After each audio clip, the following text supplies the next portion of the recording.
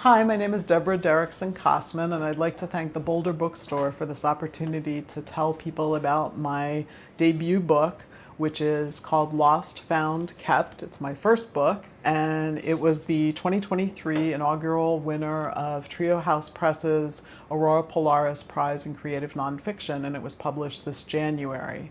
It tells the story about going into my mother's house where I had not been for more than 30 years and discovering the extent of her hoarding disorder. And it tells the story about the archaeological excavation of the house and what we discovered. And at the same time goes back and forth in time and discusses my growing up and how my family and my relationship with my mother got to this place where we ended up in this kind of big mess.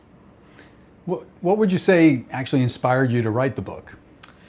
Well, I think I've wanted to tell a lot of the stories about my family for a long time. I had done a draft of this book in 2014 before we discovered the hoarding house, but I had left my mother out of the story because I didn't want to write about her and also didn't know a lot about what was happening with the house because we hadn't gotten in there. And so I couldn't really tell the full story of my family without that.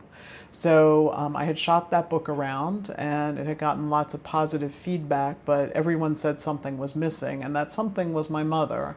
And when the hoarding house reached a crisis point in 2016 and we had to go in, I realized that that story was what needed to organize the book. It kind of became the spine of the book, so to speak. And my family's story and my stories kind of came off of that to make sense of it and to, you know, really uncover the secrets and the things that had happened that had led to it. Prior to discovering the hoarding situation happening in your mother's home, had you actually done any research as a psychologist into hoarding?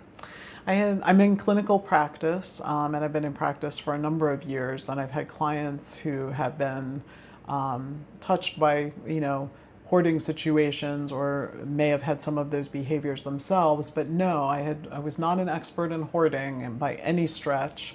In fact, I don't think very many people are. After we got my mom moved into assisted living, I did a lot more reading and research about it to try and understand a little better what we had been dealing with. What was one of the most unexpected items you found in your mother's house? Well, I think there were a lot of unexpected items that were in the house. A lot of things from our childhood that my sister and I both remembered that we uncovered, but felt surprising because we hadn't seen them for so many years. It was almost like a dream where you know things exist, but you can't quite, they're just not quite real. But then we found a lot of those things. I also found some journals that my mother had started. My mom was a frustrated writer and artist herself and a very creative person. And so uncovering some of her journals, and they were very brief and not real long, but I think that was important because it helped me understand some things about her. What advice do you have for someone who might be dealing with a loved one who has a hoarding disorder and they're trying to deal with it themselves? That's a good question. Well, first of all, get a lot of support for yourself. I mean, I think people don't realize how common the disorder is. It only became a disorder in the American Psychiatric Association's DSM in 2013. And the numbers are startling. 1 in 40 Americans is impacted by it, and it ranges from minimal clutter all the way up to what we call in my family DEFCON 5. Which is where there's health and sanitation issues and safety issues in the home. And that 1 in 40 number is higher in older adults because of dementia and cognitive decline and other issues. A lot of people are dealing with it with their aging parents. And also, the other part of this is that we don't, it was originally thought to be related to obsessive compulsive disorder, but we understand now that it has some relationship to addictive disorders and also to grief and trauma. So a lot of people who experience that may respond with these symptoms. And it's linked to a lot of other mental health diagnoses as well. So we don't really understand well how to treat it, which also means we don't always know what to tell you as a family member about how to deal with it. But getting support for yourself, there are support groups online that can help. And also I think understanding that it's not that the person who struggles with the mental health disorder is lazy or doesn't care. I mean, it is an actual mental health disorder. What are a couple of books that you've recently been reading or read that you really loved? Well, I think Her Side of the Story by Alba de Cespedes is one. If you like Ferrante, you'll love that book. She's Italian also, and her books have been translated. They've been out of print. The Memory Police by Yoko Ogawa. I'm late to the game on that one, but it's very relevant to what we're going through right now, and I think about it often since I read it.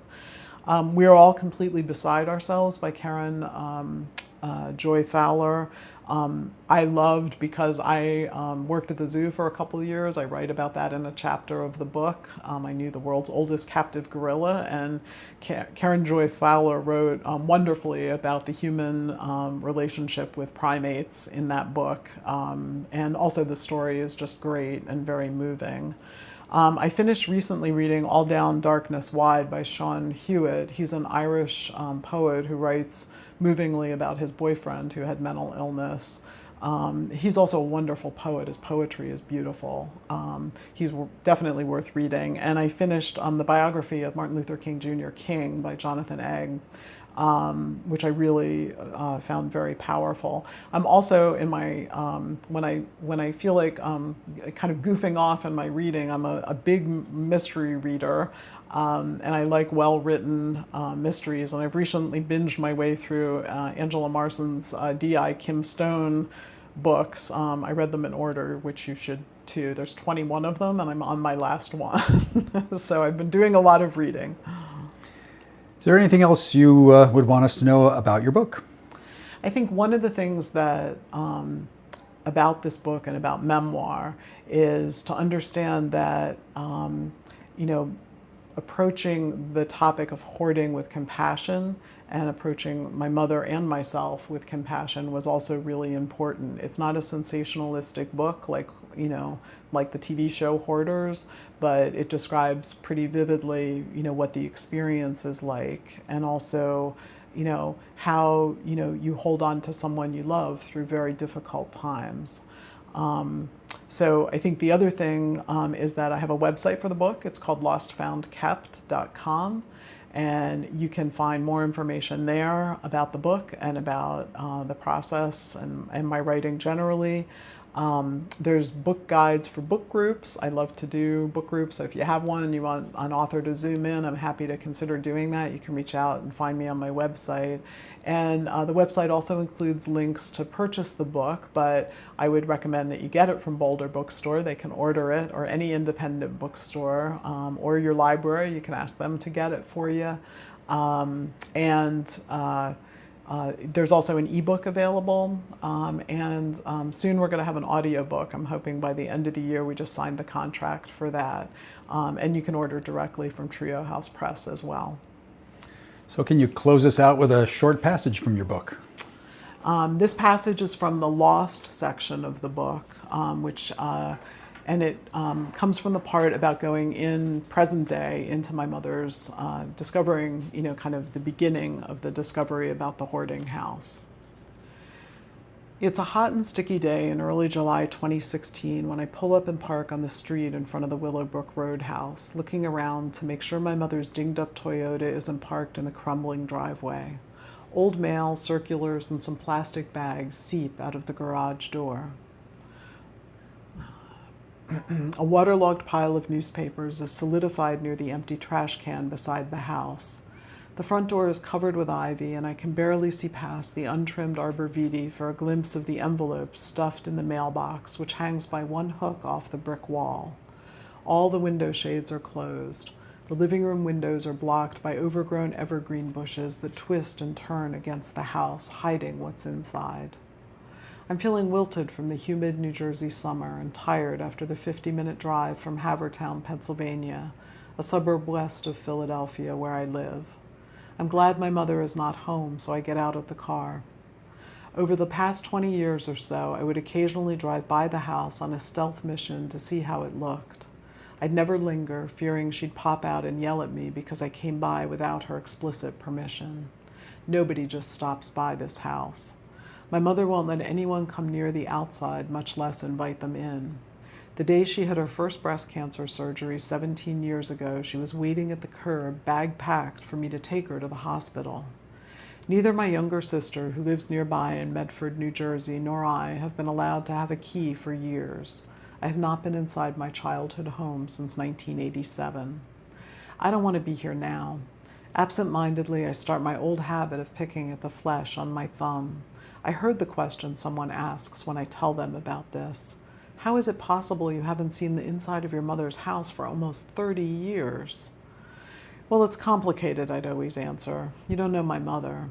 Until today, keeping my mother's secret has been mostly convenient for my sister and me, even though it's strange to other people. Through the years, Melissa and I have talked about what we'll find when we're finally able to enter the house. The carcass of our old cat, Samantha, hidden treasure like piles of crisp $100 bills pressed under her mattress. Our husbands, who have never been inside, tease us after a few beers that they are just going to take matters into their own hands and burn it down when the time comes. My sister and I joke that if my mother dies, we hope it will happen when she's not at her house, so at least we'd be notified about it. There's worry beneath our laughter. We've respected her autonomy. It's her right to live as she chooses, including her decision to not allow anyone inside.